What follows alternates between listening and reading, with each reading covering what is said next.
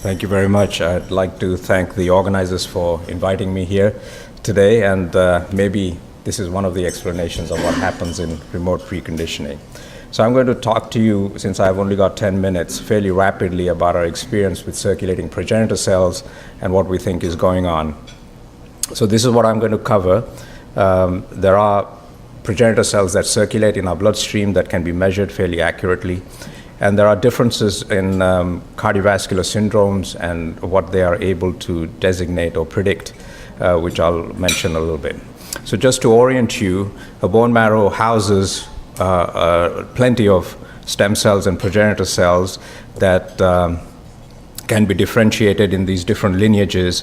And the ones that I'm going to really concentrate on are these progenitor cells that are hematopoietic or endothelial progenitors, which are derived from the mesodermal lineage, that circulate in enough of a quantity that they can be measured fairly accurately. But there are, of course, many other progenitors, mesenchymal, et cetera, that are relevant in terms of cardiac healing and repair, et cetera, as well, that may circulate in such small numbers that they are very hard to measure. So it's the CD34 subset that we have been interested in that I'm going to show you most data on. This is measured by this technique called flow cytometry, where mononuclear cells are labeled for CD45 negativity, and then CD34 and other subsets of CD34 cells are counted. And the ones that are of interest as progenitor cell populations are cells that express CD34, which are thought to be enriched for hematopoietic progenitors, and then cells that, in addition to expressing CD34, express CD133, that may give us an impression of how many are immature, sort of early cells that have left the bone marrow, and then others that also express VEGF receptor, which these cells are far less frequent compared to these, and these are thought to be even further enriched for endothelial progenitor cells. And then also for expressing CXCR4, which we mentioned earlier, is a receptor that homes these cells to areas of ischemia which are expressing STF1. So this whole concept of the cells coming out and going to ischemic area and homing there is manifested by the expression of this receptor. There's a lot of experimental data to support that these CD34 cells are not only there, but they are able to repair and heal. So they are able to grow new blood vessels and in the experimental settings of ischemia. So this is an experimental model of myocardial infarction where low numbers of mononuclear cells have been given, or high numbers, and then CD34 cells which have been extracted from this population so that they are pure CD34 cells and not mixed in with CD34 negative cells. And you can see the capillary density is best increased by this group of cells, even though this high mononuclear cell population produces some improvement with equal number of CD34 cells. So there is something about CD34 negative cells that detracts from repair and so on. So and if you look at infarct size, et cetera, the rest of the experiments go along with the fact that these cells have the capacity in the setting of ischemia infarction to cause neorevascularization to occur. So in the circulation, these in the bone marrow, these constitute about 1 in 1,000 or so cells. If you label them and see where they go in terms of infarction, in a setting of infarct, you can actually measure the numbers of cells that get there and how long they stay there, et cetera. But it's been shown that if you do so with mononuclear cell population from the bone marrow, about 1 to 2% get there. But the CD34 select population, much more than that, almost tenfold more cells actually get to the infarct zone, suggesting that the expression of the other receptors like CXCR4 allow them to home to areas of ischemia. So that's a little bit of biology about these cells. Now these cells, as I say, circulate in enough numbers that you're using FACS analysis, you can measure them. And what I'm showing you here is several hundred patient data or subject data of relatively healthy individuals ranging in age from 18 to over 70. And men are shown in green and women in blue. And as you can see, if you look at these populations, these are CD34 cells, these are CD34s also expressing 133, these are expressing VEGF, for example, but generally the trend is that as we get older, we have less of them in the circulation, and women at all ages have less. So you get less, or we have less of them as we get older. And there is a difference into if you're aging in a healthy way as opposed to unhealthy way as well. Now, the other things that we looked at were conditions of ischemia. So here are patients who came in with acute coronary syndrome. Some of them had unstable angina, some had ST elevation MI, others had non-ST elevation MI. And we enumerated these cells and compared them with people with stable coronary artery disease who were not being measured in this setting of acute ischemia. And basically what we noticed is that these VEGF-expressing cells are increased in number in these ischemic situations. Whereas these other cells, the CD34-133 population, which are mainly hematopoietic progenitors, are not similarly increased. So it's the VEGF-expressing or endothelial-enriched populations that appear to be mobilized more in the setting of ischemia, which is also shown on this slide. We have other ways of inducing ischemia, which is relatively subtle. There are studies that have already been published showing that exercise testing ischemia can also mobilize these cells.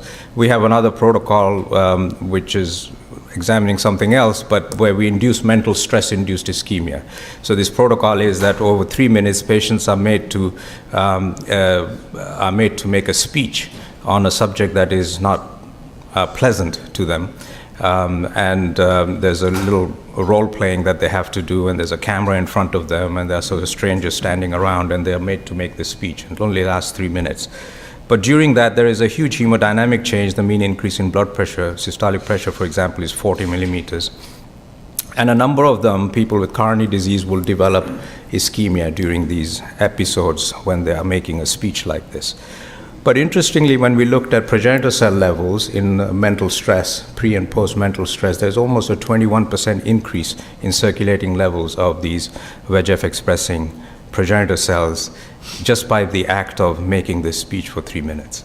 And then if you look at individuals who are positive for ischemia by a nuclear scan versus those who are negative, then these people have just baseline more cells in their circulation than these other people. So these, presumably they're going through these episodes of getting angry during the day or upset and are getting a little bit of ischemia. It's almost always silent, and that this is enough to mobilize their cells in a continuous way. There's another group of people that have very subtle ischemia. These are women who were enrolled into the WISE study that many of you might be familiar with. This is Women in Ischemia Evaluation Study.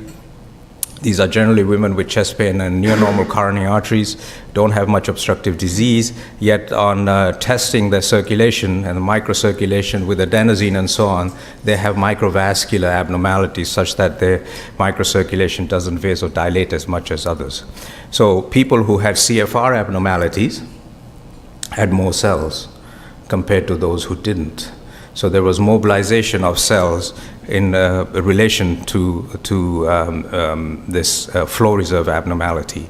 And a similar abnormality and similar trend when we looked at endothelial dysfunction in the coronary circulation. So people who had an abnormal response to acetylcholine, meaning had a lower increase in flow with acetylcholine, had more cells, these VEGF-expressing cells, compared to those who had a normal response.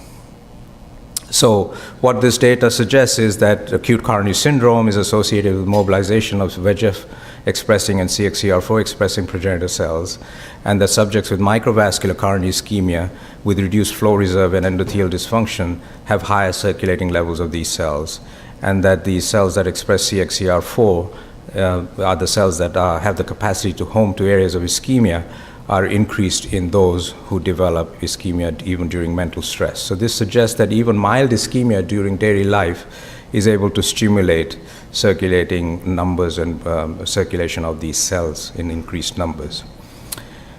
So as we collected more of this data, one of the big questions we wanted to know was how this would change our thinking. So our standard thinking is that risk factors lead to endothelial injury, that leads to dysfunction, that leads to atherosclerosis, and then to cardiovascular events.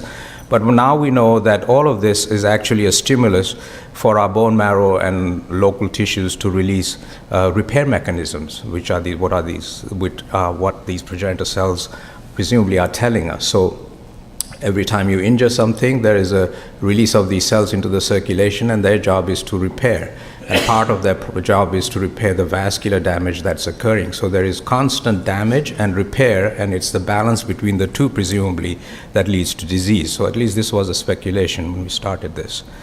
So in order to answer this question, what we had to do was to collect a bunch of people where we measured this and followed them for cardiovascular events. So these are people who are undergoing coronary angiography. So a lot of them have coronary disease, which is significant. A lot of them have insignificant disease. They're going through the cath lab. So consecutive individuals, almost 900 of them, were recruited over a period of time, and then they were followed.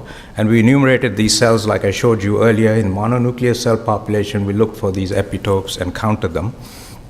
And they were followed for there were 2 cohorts. We did the first one, and then we did a second cohort just to confirm the findings of the first one. And they were corrected, all these results, for baseline characteristics. So again, for sake of time, I won't go through each of these, but if you look at the pooled data of 900 plus subjects, these are people who had higher numbers of circulating progenitor cells, CD34 positive, and these are CD34 and 133 dual positive, but a significant difference, almost a 2.5 to 3-fold increased risk of having death or MI going forwards in the next year or two if you have high or low numbers of these cells. So people who had higher numbers of circulating progenitor cells survived much better than people who didn't, even after correcting for everything under the sun that we could. And it improved the C-statistic from standard risk factor dependent prediction from 0.71 to 0.75, which was significant. And this just shows you odds ratios for CD34 or 133 or CXCR4 expressing cells, almost a 2.5 to 3-fold increased risk of death MI or death or cardiovascular death, depending on what you wanted to look at. And really there was no heterogeneity between different groups, whether male or female, old or young, MI, no MI, diabetes, no diabetes. So the conclusion was that low levels of circulating progenitor cells, defined in this way, are robustly associated with risk of future death and MI in people with coronary disease. And the implications that these cells are enriched for bone marrow-derived hematopoietic and endothelial progenitor cells and may represent an index of global regenerative potential. And that progenitor cells protect or regenerate damaged endothelium by local and systemic paracrine effects, and that this predictive value of progenitor cells as risk markers was equal or greater than some of the conventional risk factors like diabetes and smoking. And this has now been taken to a different level as a therapeutic potential. There are clinical trials, as you know, going on in acute MI setting. There's a phase 2 study that we're involved with, which is about to finish recruiting, where large numbers, millions of CD34 cells have been given post-STEMI to look to see whether this would be of benefit. So in the end, the paradigm that I would like to suggest is that this is increasing age and increasing incidence of atherosclerosis that we observe in us, in the population. So we are exposed to all these many risk factors, often starting at a very young age, same high cholesterol and smoking and what have you. But all this time, as we're young, we have these cells that are being mobilized from our bone marrow. They go out there, heal and repair, and then we don't get disease. But then we get to a point where these cells actually run out. You saw that even in the healthy population, there's a decline of these cells. And then, of course, they'll decline faster and further if you are sicker. And so the normal response is you expose yourself to risk factors, these cells will come out and repair, and then you won't get any damage. But then as you get older, as the progenitor cell system becomes defunct for one reason or other, and we need to understand why this is occurring, then the risk factors prevail, and then you get disease and die. Thank you very much for your attention. That's